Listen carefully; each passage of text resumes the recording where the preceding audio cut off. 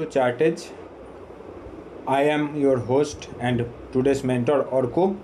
তো আজকে আমরা মার্কেট ভিউ দেখব আগামীকালের বা 31শে অক্টোবর ফ্রাইডের জন্য, ঠিক আছে? তো কন্টিনিউয়াসলি আমরা যে আগের প্রতিদিন আমরা এই ধরনের ডেলি ভিডিওগুলো পোস্ট করি যে মার্কেটের টেকনিক্যাল ভিউ কী নেক্সট ডের জন্য, এগুলো কোনোভাবেই কোনো রেকমেন্ডেশান বা বাই সেলের সিগন্যাল নয়। এগুলো শুধুমাত্র লার্নিং পারপাসের জন্য বা কীভাবে মার্কেটকে টেকনিক্যাল অ্যানালিসিস শেখা যায় সেটা বোঝার জন্য এগুলো পোস্ট করি, ঠিক আছে? এগুলোকে কোনোভাবেই রেকমেন্ডেশান হিসাবে নেবেন না এবং নিজেরা নিজেদের অ্যানালিসিস অনুযায়ী ট্রেড করবেন। তো শুরু করা যাক।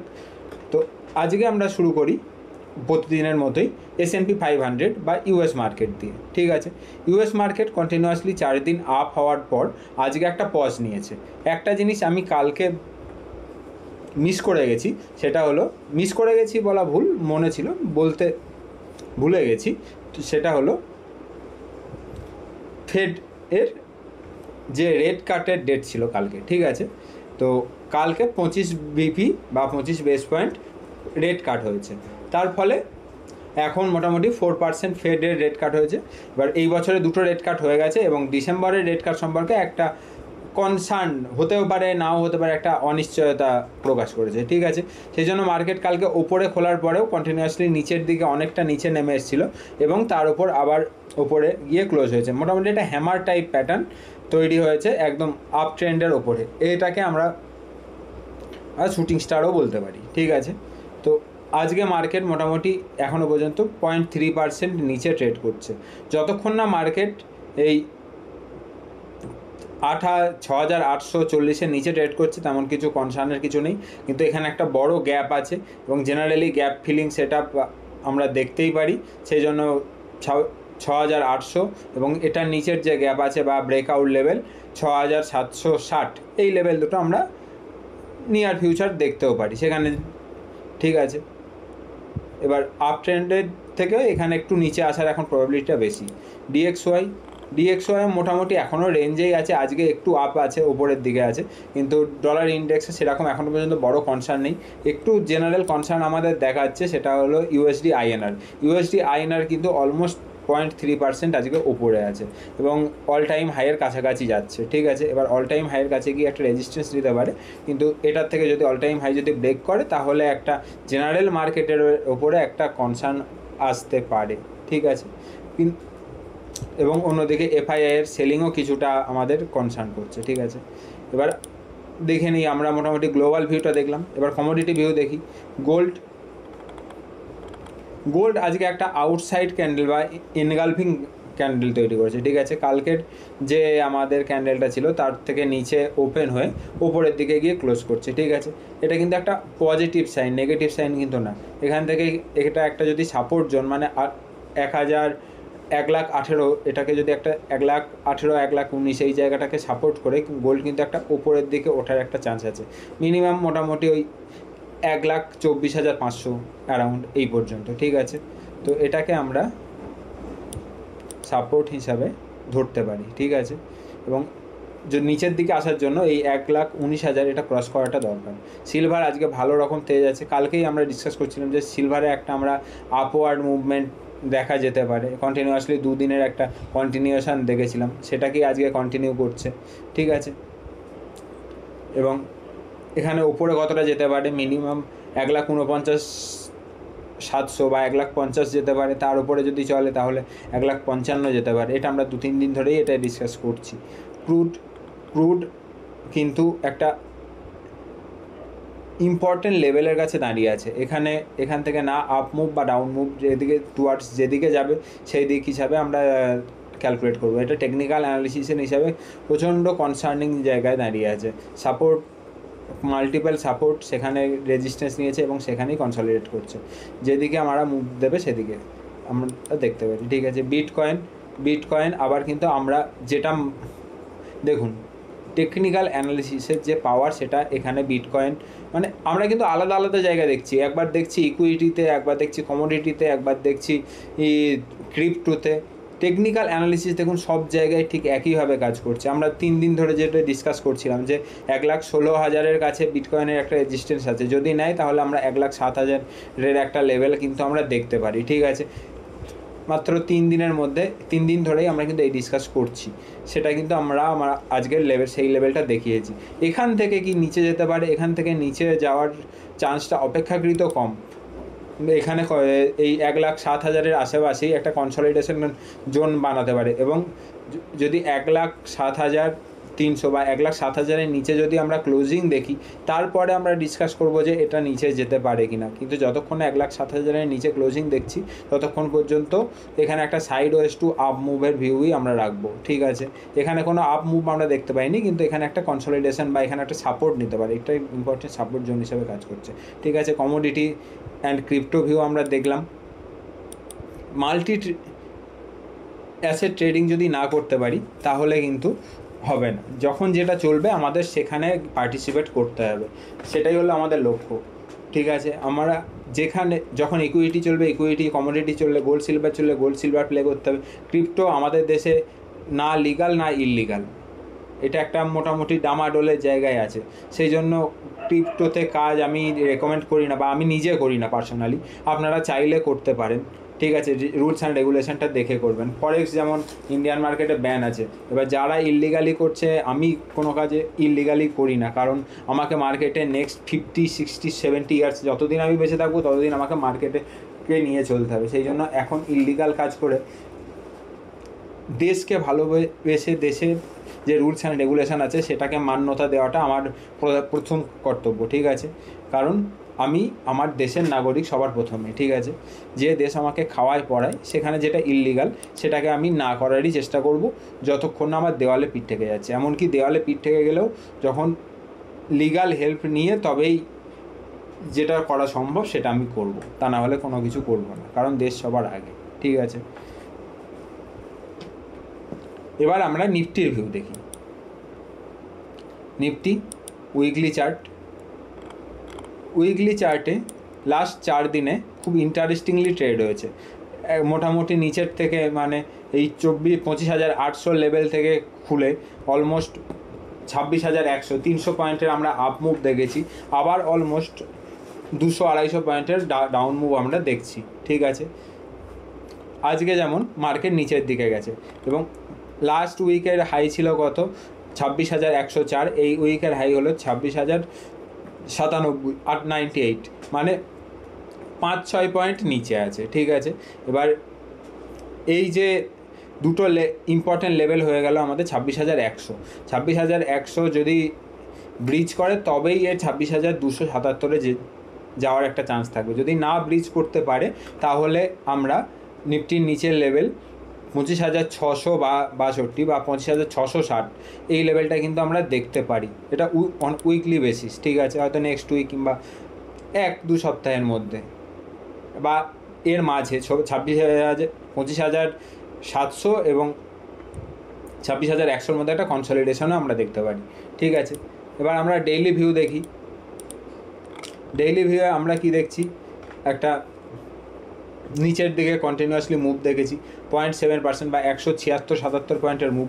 আজকে যখন প্রি মার্কেট ওপেন হয়েছিল তখন একবারের জন্য সকাল 9টা পিকচার পারফেক্ট 9টায় 400 পয়েন্ট গ্যাপ ডাউন দেখাচ্ছিল। তো সেখান থেকে অরিজিনালি গ্যাপ ডাউন হয়েছে মোটামুটি 30-40 পয়েন্ট মতো, না 60-70 পয়েন্ট আই থিঙ্ক সো। আজকে কালকের হাই ছিল ক্লোজিং ছিল 53, আজকের ওপেন হয়েছে 84, মানে মোটামুটি ওই 60 পয়েন্ট মতো আর গ্যাপ ডাউন কিন্তু। ঠিক আছে, তারপর কন্টিনিউয়াসলি নিচে এসছে মার্কেট। এবার এখানে ক্রুশিয়াল একটা লেভেল আমরা পাচ্ছি 25,800 একটা ক্রুশিয়াল লেভেল পাচ্ছি, এখান থেকে মার্কেট রিভার্স হতে পারে। আজকের লো ছিল 25,845। ঠিক আছে, আজকে সেন্সেক্সের এক্সপায়ারি ছিল। ঠিক আছে, বাট এই ধরনের মুভ হয়েছে। এবার যদি 25,800-কে যদি ব্রিজ করে নিচের দিকে আসে তাহলে আমরা দেখতে পারি 25,700 বা 25,660-700, এই যে লেভেলটা, সেই লেভেলটা আমরা দেখতে পারি, যেটা আমরা উইকলিতেও দেখেছি। ডেইলিতে এখন ওপরের দিকে রেজিস্ট্যান্স একটাই ইম্পর্টেন্ট রেজিস্ট্যান্স আছে, সেটা হলো 26,100। ঠিক আছে, যদি আমরা নিচের সাপোর্ট লেভেলের কাছে আসে তখন আমরা বুলিশ ভিউ রাখতে পারি, বা যদি আমাদের রেজিস্ট্যান্সের কাছে যায় তখন একটা আমরা বেয়ারিশ ভিউ নিয়ে কাজ করতে পারি। ঠিক আছে, এবার যেটা করবেন সেটা আপনারা নিজেদের স্টাডিতে করবেন, ঠিক আছে, আমার অ্যানালিসিস থেকে না। এবার আমরা একবার ইন্ট্রাডে চার্ট বা আওয়ারলি চার্টটা একবার দেখি। আজকে আওয়ারলি চার্টে কী হয়েছে, কন্টিনিউয়াসলি মার্কেট নিচের দিকে গেছে, মানে ফার্স্ট আওয়ারের পর second hour pause, third hour নিচে এসছে, fourth hour pause, fifth hour নিচে গেছে, তারপর সিক্সথ আওয়ারে আরও নিচে এসছে। ঠিক আছে, মোটামুটি কন্টিনিউয়াসলি মার্কেট একটা ডাউন ট্রেন্ডের দিকে গেছে। সারাদিনের মধ্যে কিন্তু মার্কেট কোনো সময়ই উপরের দিকে কোনো রকম সাইন কিন্তু দেখায়নি, মানে বুলিশ কোনো সাইন দেখায়নি। ঠিক আছে, এটা কিন্তু কম্পেয়ারেবলি একটা কনসার্নিং বলা যেতে পারে, বা মার্কেট কন্টিনিউয়াসলি ওপরের দিকে চলছিল, সেখান থেকে একটা পজ। কিন্তু একটা ইম্পর্টেন্ট লেভেল হলো এখানেও আমরা দেখতে পাচ্ছি 25,820। এবার 25,820-তে একটা যদি আমরা পজ দেখতে পাই তাহলে কিন্তু মার্কেট আবার 26,100-র দিকে যাওয়ার চেষ্টা করবে। ঠিক আছে, এবং 25,820 যদি ব্রিজ করে তাহলে ওই 710 বা 25,660 থেকে 700 এই যে লেভেলটা আমরা দেখতে পারি। ঠিক আছে, এটা নিফটিতে। ইন্ডিয়া ভিক্স কোথায় প্লে করছে একবার জাস্ট দেখে নিই। ইন্ডিয়া ভিক্স এখনও 12.5-এর নিচেই আছে, মোটামুটি একটা বেশ কমফোর্ট জোনে আছে। আজকে একটা নতুন ভালো জিনিস নিয়ে আলোচনা করব, মানে একটু অন্যরকম। ইউএস মার্কেটে একটা বড় একটা নিউজ এসছে, সেটা নিয়ে আলোচনা করব। গিফট নিফটি এখনও পর্যন্ত তেমন কোনো কনসার্ন নেই, যেখানে ট্রেড করছিল ক্লোজিং সেখানেই ট্রেড করছে। ঠিক আছে, এই জিনিসটা গেল। তার আগে আমরা একবার সেক্টরটা দেখে নিই। সমস্ত সেক্টর আজকে মোটামুটি রেড বা লালে ক্লোজ করেছে, কোনোটা 0.5 to 1%-এর মধ্যে ক্লোজিং হয়েছে। তার মধ্যেও আজকে পিএসইউ ব্যাংক আজকে খুব ভালো প্লে হয়েছে। পিএসইউ ব্যাংক আমরা যদি ইন্ডাইসেসে যাই,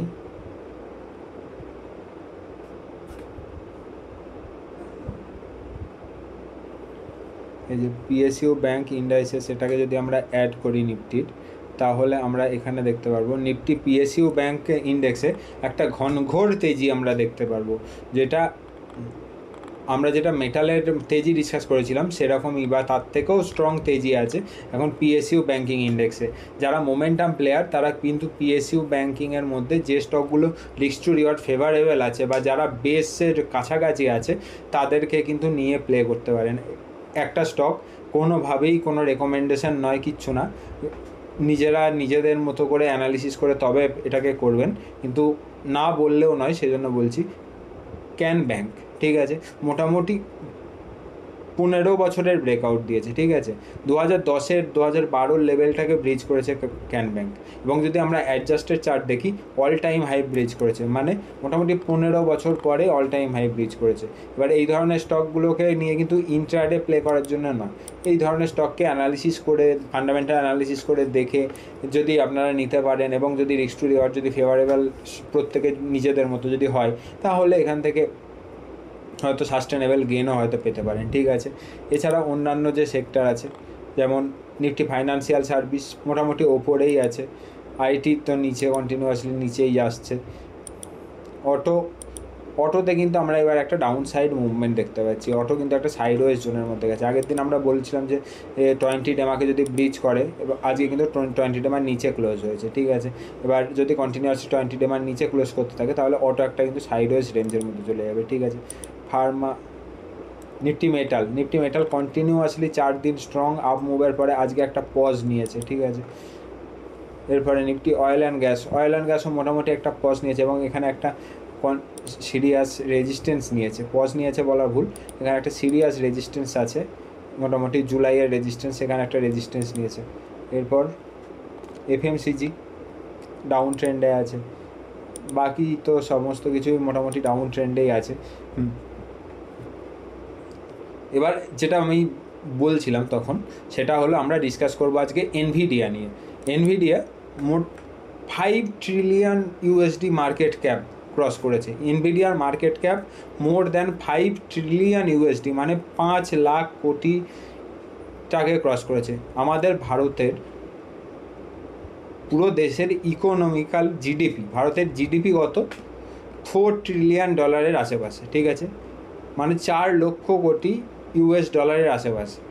এবং এনভিডিয়ার মার্কেট ক্যাপ কত টাকা ক্রস করেছে? $5 ট্রিলিয়ন, ঠিক আছে, মানে 5 লক্ষ কোটি USD ক্রস করেছে। মানে ভাবতে পারছেন? এটা বলার কারণ কি?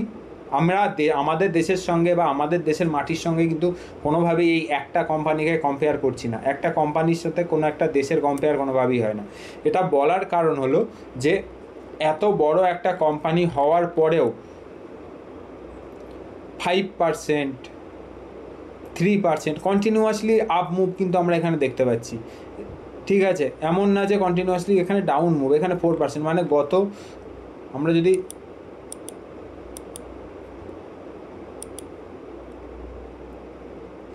এপ্রিল থেকে এখনও পর্যন্ত ডাবল হয়ে গেছে। এপ্রিল থেকে অক্টোবরে অলমোস্ট ডাবল হয়েছে, মানে 2.5 ট্রিলিয়ন থেকে 5 ট্রিলিয়ন হয়ে গেছে, ঠিক আছে। মানে কি আমি কি বলতে চাইছি, যে এত বড় হওয়ার পরেও 6 মাসের মধ্যে কিন্তু শেয়ার প্রাইস ডবল হয়। মানে রিলায়েন্সের 10 গুণ আপনারা ভেবে নিন। রিলায়েন্স হলো $200 বিলিয়ন মার্কেট ক্যাপ রিলায়েন্সের, ঠিক আছে, মানে মোটামুটি 16 লাখ কোটির মার্কেট ক্যাপ। এবার 200 বিলিয়ন টু 1 ট্রিলিয়ন, ঠিক আছে, না 50x, সরি, ইন্টু 5 করলে 200 ইন্টু 5 ইন্টু 10, হ্যাঁ 50, মোটামুটি 50 টাইমস রিলায়েন্স। তো মানে রিলায়েন্সের মতো মোটামুটি 50টা কোম্পানিকে একসঙ্গে করলে যত বড় মার্কেট ক্যাপ হয়, তত বড় একটা কোম্পানি 6 থেকে 8 মাসের মধ্যে ডাবল হচ্ছে। মানে ভয় পাবেন না যে লার্জ ক্যাপ একটা কোম্পানি, এটা আর কত বড় হতে পারে। রিলায়েন্স তার মানে 50 ডবল হতে পারে যদি রিলায়েন্স সেই রকম ইনোভেশন করে কাজ করে, ঠিক আছে। এটাই আমরা এখান থেকে শিখতে পারি। সেই জন্য কোনো একটা স্টক দেখে, কিংবা এটা লার্জ ক্যাপ রিলায়েন্স কত চলবে, HDFC ব্যাঙ্ক এ আর কত বড় হবে, বাজাজ ফিনান্স এ আর কত বড় হবে, ITC এ তো হাতি হয়ে গেছে, এ তো চলে না, এটা কিন্তু ভাববেন না। লার্জ ক্যাপ কোম্পানি যদি ইনোভেশনের মধ্যে থাকে, বা লার্জ ক্যাপ কোম্পানির যদি বিজনেস যদি ঠিক হয়, যদি কোনো গেম চেঞ্জিং একটা কাজ করতে পারে, তাহলে এটা কিন্তু double, triple, 5x, 10x, 20x, 50xও হতে পারে। রিলায়েন্সের 50x যত বড় তত বড় হলে এনভিডিয়া, সেটা। এবং একটা শুধুমাত্র এনভিডিয়া নয়, এরপর অ্যাপেল, গুগল, মাইক্রোসফট, এরাও কিন্তু 3 ট্রিলিয়ন 4 ট্রিলিয়ন এর আশেপাশে আছে, ঠিক আছে। তো লার্জ ক্যাপ স্টকও যদি আমরা অ্যানালিসিস করে নিই, লার্জ ক্যাপ স্টকও কিন্তু মাল্টিব্যাগার হতে পারে, ঠিক আছে। মাল্টিব্যাগার মানে কয়েক গুণ। তো আজকের মতো ক্লাস এখানেই শেষ করলাম। আশা করি আপনারা কিছু শিখেছেন। যদি শিখে থাকেন এবং যেটা শিখে থাকেন অবশ্যই কমেন্টে আমাকে জানাবেন। এবং যদি কোনো জায়গায় বুঝতে না পারেন, কিংবা আমি যদি প্র্যাকটিক্যালি মনে হয় আপনাদের কারো যে আমি ভুল শেখাচ্ছি বা কোনো একটা জায়গা মিসগাইড করছি, সেটা কিন্তু অবশ্যই আমাকে কমেন্টে জানাবেন। কারণ আমিও শিখছি, আপনারাও শিখছেন। এই ক্লাসগুলোর মধ্যে আপনারা কতটা শিখছেন আমি জানি না, কিন্তু আমি কতটা শিখছি সেটা আমি নিজের থেকে ফিল করছি, ঠিক আছে। আমরা এতদিন অফলাইন ক্লাস করাতাম কিংবা অনলাইন কিছু জনকে ক্লাস করাতাম, কিন্তু এই যে ইউটিউবে পোস্টের মাধ্যমে যে কন্টিনিউয়াসলি ডেইলি একটা করে যে ক্লাস আমরা আপলোড করছি, তার মধ্যে দিয়ে আমার লার্নিং কিন্তু মাল্টিব্যাগার হচ্ছে। লার্নিং কিন্তু আমার মাল্টিব্যাগার একটা রিটার্ন পাচ্ছি, ঠিক আছে, শেখার দিক থেকে। এই একটা গুড নোটের মাধ্যমে আজকের ক্লাসটা শেষ করি। সবাই ভালো থাকবেন, সুস্থ থাকবেন, আবার আগামীকাল দেখা হচ্ছে। বাই।